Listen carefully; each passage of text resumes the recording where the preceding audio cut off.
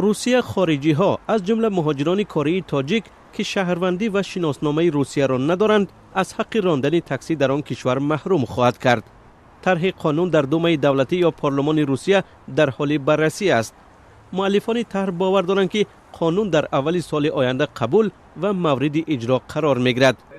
یوگنی مسکویچف سردار کمیته نقلیات و ساختمان دومه دولتی به خبرنگاران گفته است از طرف وکیلان بعضی پیشنهاد و اصلاحات ارائه خواهد شد، ولی معلوم است که راندن تاکسی به خارجی های بدون شهروندی روسیه ممنوع می شود.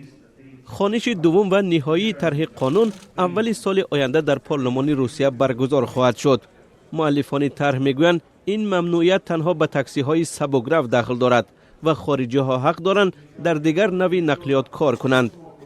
مؤلفان طرح دلیل چنین تصمیم خود را شرح ندادند، اما اداره بازرسی دولتی اتومبیل روسیه ادعا دارد که اکثر صدمه‌های نقلیاتی در حدود روسیه با گناه راننده ها از کشورهای عضو اتحاد دولت‌های مستقل از جمله تاجیکستان سر می‌زند. والنتینا چوپیک حامی حقوق مهاجران گفت که دور راندن مهاجران از سر چنبر تاکسی ها آنها را به کار غیر قانونی تله خواهد داد.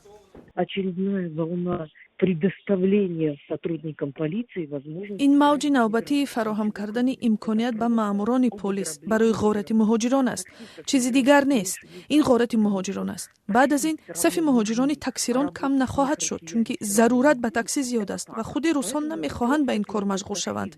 این وضعیت مهاجران را به کار غیر قانونی تله میدهد و سطح رشوه را بالا میبرد. تمام. قبلا مقامات بعضی از شهر و منطقه های روسیه از جمله ولایت چلیابینسک راندن تاکسی برای خارجی ها را محدود کرده بودند.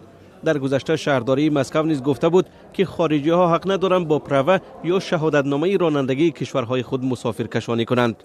با وجود تمام محدودیت ها، روسیه بزرگترین میزبان مهاجران کره تاجیک باقی میماند و بنا به آمارهای مختلف در آن بیش از 1 میلیون نفر از شهروندان تاجیکستان کار و اقامت میکنند.